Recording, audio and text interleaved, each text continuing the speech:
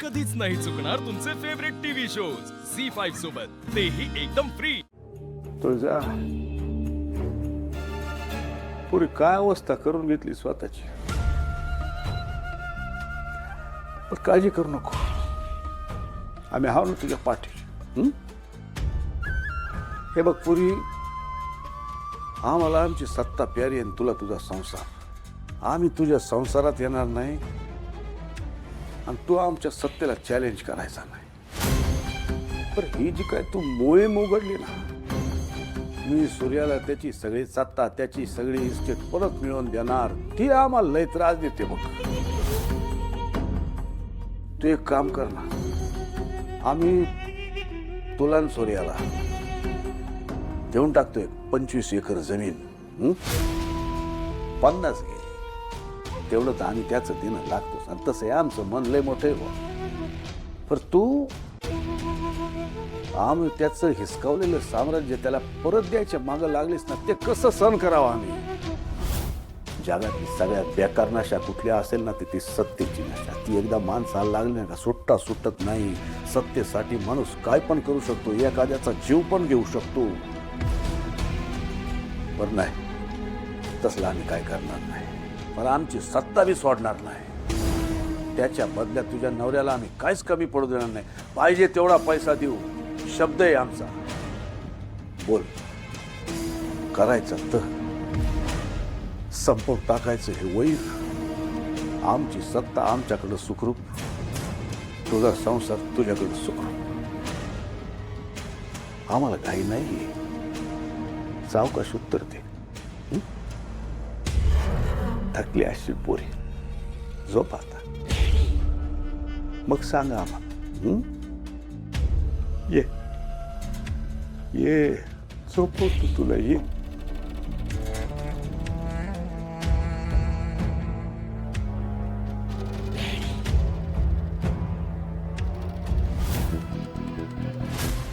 काय गे, माझ्या बापाने काळीच काढून मागितलं होतं का तुझ्याकडं?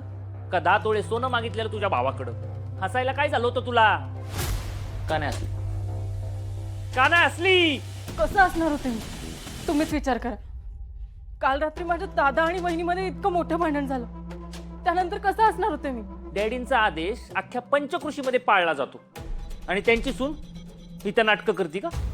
तुला मीच शिकवतो हसायचं कसं। कसं हसायचं? हे बघा, असं हसायचं।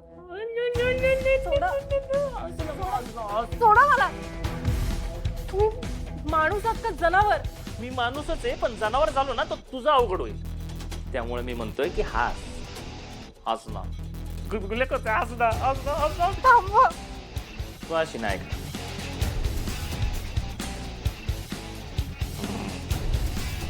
रडा रडा, फोटो पाठवतो ना दादाला रडताना, रड।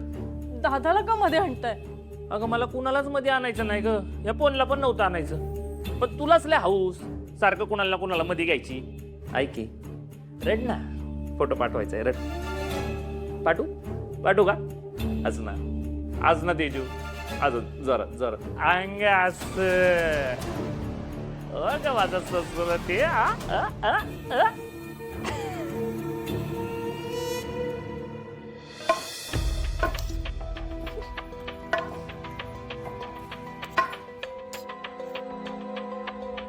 धनु,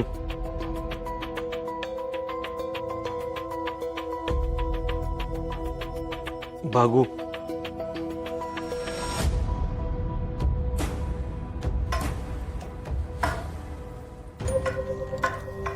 राजू, तुम्ही माझ्याशी बोलणार आहे का नाही? काय चाललंय तुमचं? अरे तुझ्याला इकडे आणायचं मी माझ्या परीने प्रयत्न करतोय ना, पण ती माझा फोनच उचलणार, काय करू मी? तुम्ही पण माझ्याशी बोलणं झालंय, मला काय सुधारणा झालंय बघा। तुम्ही तरी नका ना माझी साथ सोडू। दादा, आम्ही तुझी नाही, तू वहिनीची साथ सोडली। अरे पण मी फोन करतोय तिला, ती फोन उचलत नाही माझा। मग फोन करत राहा। तू काल जसं वागलेस ना तिच्याशी, मला नाही वाटत ती एवढ्या लवकर तुझा फोन उचलत।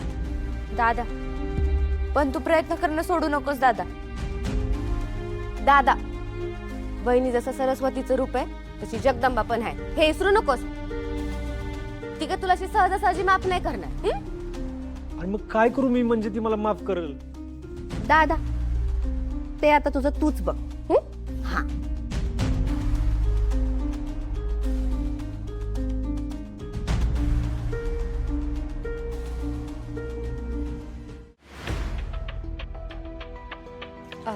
तेजू, अगं लोणचं आणायची विसरले, घेऊन येतेस का जरा?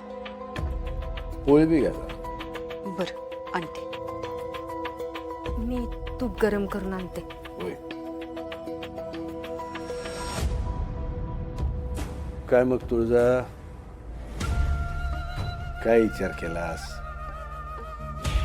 हो, विचार केला ना डॅडी, खूप विचार केला. माझ्याकडे तुमच्यासाठी एक ऑफर आहे. अरे वा, बापासाठी ऑफर. बोल. तुमची ऑफर ठीक आहे, पण त्याचा नीट विचार केल्यावर लक्षात आलं माझ्या की त्यात तात्पुरतं समाधान आहे. पण माझ्याकडे तुमच्यासाठी जी ऑफर आहे त्यात तुमचा लॉंग टर्म फायदा असणार आहे. मग डायरेक्ट बोल ना, गोल गोल कशाला फिरतीस? चिरंजीव, बोलू दे तिला. बोल. डॅडी, ही इस्टेट सूर्याची आणि तुम्ही त्याला हे सगळं देऊन टाका. आणि जेव्हा तुम्हाला पोलीस पकडून घेऊन जाते तेव्हा तुम्हाला कमीत कमी शिक्षा होईल यासाठी मी पूर्ण ताकद लागेल. तू लय बोलतीस हा, तुझ्या कर. चिरंजीव, डॅडी जमीन तू काय बधीर झालाय का? तू तुझ्या बापाशी बोलतीये ना, याचं तरी भान ठेव.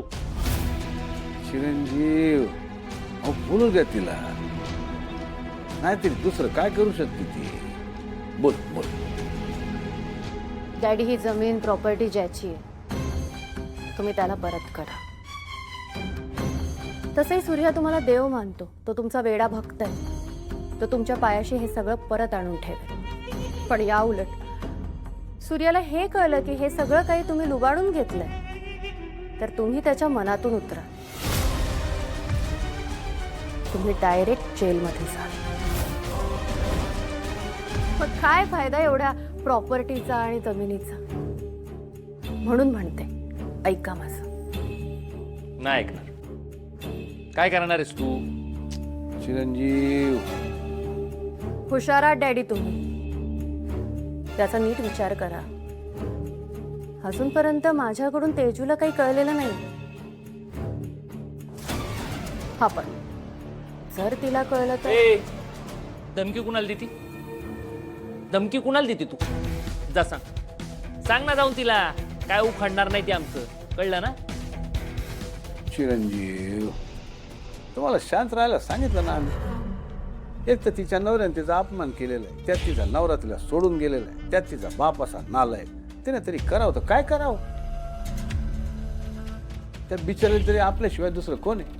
आपण तिला जवळ नाही करत तर कोणी करायचं? त्याची काही गरज नाही, कारण मी हे घर सोडून चालले. ज्याने माझ्या संसारात खोडा घातलाय अशा माणसाच्या घरी मी नाही राहणार. कुठं जाणार? कुठं?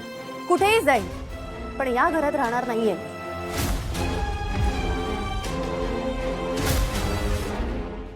झी 5 ॲप डाउनलोड करा आणि पहा सर्व एपिसोड्स एकदम फ्री.